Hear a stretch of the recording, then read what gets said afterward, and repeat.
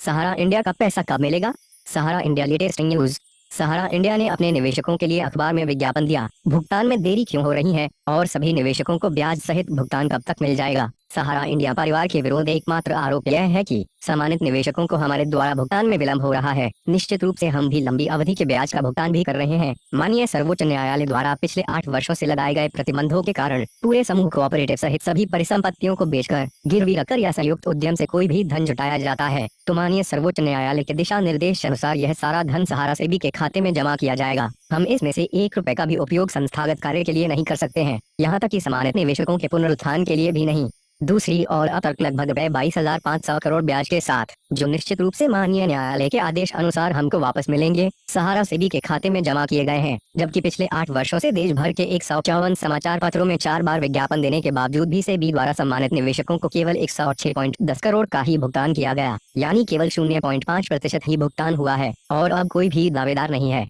अब तो सहारा को सेबी के खाते में और रुपए जमा करने की जरूरत नहीं होनी चाहिए। अब हमारे ऊपर से प्रतिबंध एम्बार्गो हटना चाहिए एवं सत्यापन वेरिफिकेशन का आदेश हो जाना चाहिए, मगर यह सारा निर्णय माननीय उच्चतम न्यायालय लेगा। दूसरी ओर कोविड-19 की वजह से पिछले 10 महीनों से हमने माननीय उच्चतम न्यायालय से तारीख नहीं मिल सकी। आशा करते हैं कि शीघ्र ही तारीख मिलेगी और सब कुछ अच्छा होगा। धन के कई स्रोतों पर हम काम कर रहे हैं, सबका पैसा पूर्णतः सुरक्षित है। आपको विलंबित अवधि का ब्याज भी मिल रहा है। कृपया थोड़ा धैर्य रखें, हम सभी 31 मार्च 2021 तक विजेता होंगे। सहारा निवेशक ध्यान से सुने, एक सहारा एजेंट का संदेश। प्रिय साथियों, सहारा इंडिया के भुगतान हेतु सब लोग बहुत ज्यादा परेशान हैं। हम सभी लोग बेरोजगार हो चुके हैं और सब निवेशकों का पैसा समय से नहीं मिल रहा है। हम सबके ऊपर निवेशकों के भुगतान को लेकर बहुत ज्यादा दबाव है। इस दबाव के कारण हम लोग तनाव में रहते हैं। हम अपने जमाकर्ताओं का सामना नहीं कर पा रहे हैं।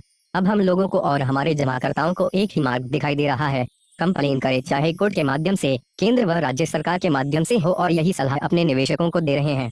साथियों, बुरा मत मानना, ऐसा करके हम लोग अपनी जिम्मेदारियों से बचना चाहते हैं। एक बार हमारा जमाकर्ता कंप्लेन करता है तो हमारी रिस्क नहीं रहेगी, फिर वे कोर्ट कचहरी के चक्कर में फंस जाएगा। सच है ना साथियों? यह भी करेंगे, मैं भी सहमत हूँ, क्योंकि आखिरी रास्ता यही होता है। लेकिन सच कहूँ साथियों, यहाँ से पैसा मिलता तो है, लेकिन मिलता तब है जब कंपनी जीवित रहती है, और अगर कंपनी बंद हो जाती है तो वे पैसा बिल्कुल नहीं मिलता है। भले ही उस कंपनी की प्रॉपर्टी सरकार के कब्जे में हो, लेकिन हमारा पैसा नहीं मिलेगा, क्योंकि सरकार की नीतियां जितनी भी बनी हुई है वह केवल जनता का पैसा हड़पने के लिए ही बनी हुई है। आज से 38 वर्ष पहले गोल्डन फॉरेस्ट कंपनी का सरकार की एक शाखा सेबी ने यह कंपनी बंद कराई थी। उसकी प्रॉपर्टी पर कब्जा कर लिया, उसके खाते सीज कर दिए, उसका पैसा भी जमा हो गया, लेकिन आज तक जमाकर्ता का पैसा नहीं दिया गया। दूसरा, हमारे ही सामने पल्स पीजीएफ का क्या हुआ साथियों? 8 वर्ष हो गए, कई हजार करोड़ की जगह है उसकी उस पर कब्जा करके बैठे हैं। कुछ भुगतान 10-10 हजार के हुए हैं, वे भी मूल ही मिला है, ब्याज नहीं। आदर्श क्रेडिट सोसाइटी का क्या हुआ? उसकी जितनी भी प्रॉपर्टी है सहारा की तरह बेशकीमती है, न तो उसकी जांच शुरू की गई और न उसके मालिक मुकेश मोदी को जमानत दी। ऐसी तमाम कंपनियां हैं जिनकी प्रॉपर्टी पर सरकार कब्जा करके बैठी है, लेकिन जमाकर्ताओं का पैसा किसी का वापस नहीं हुआ। अब आते हैं सहारा इंडिया पर। अगर इसी तरह कंप्लेन होती रही तो यही हाल सहारा का भी होगा। सारी जमीन पर सरकार का कब्जा हो जाएगा, पैसा किसी को मिलेगा नहीं। जब कंपनी ही बंद हो जाएगी तो कौन देगा पैसा? सरकार तो देने वाली नहीं है। कोर्ट कचहरी के द्वारा जो अनुभवी ज्यादा है तो उसे सालों लग जाते हैं, हजारों रुपए का खर्चा भी होता है। खैर, हम सब अच्छे से जानते हैं कि हमारा पैसा सहारा इंडिया के हाथों में है, तब तक सुरक्षित है।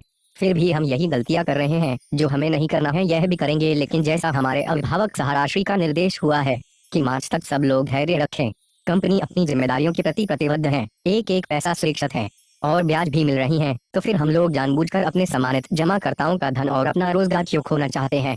कोई बोल रहा है हम मुख्यमंत्री के पास जाएंगे, कोई कहता है कि हम कोर्ट जाएंगे। भाई, इसके लिए सहारा ने भी पोर्टल बनाया है।